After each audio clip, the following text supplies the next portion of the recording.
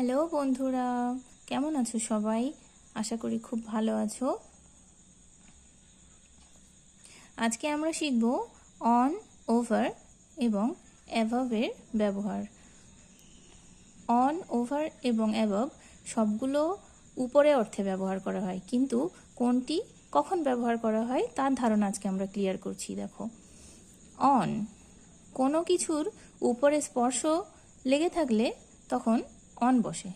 যেমন the pen is on the table, টেবিলের উপরে পেনটি আছে। ওভার কখন বসে? কোনো কিছুর উপর দিয়ে যাওয়া বা চলমান অবস্থায় থাকলে তখন ওভার বসে। দেখো example, the plane flies over the river, নদীর উপর দিয়ে প্লেনটি উড়ে যায়। অ্যাবভ কোথায় বসে?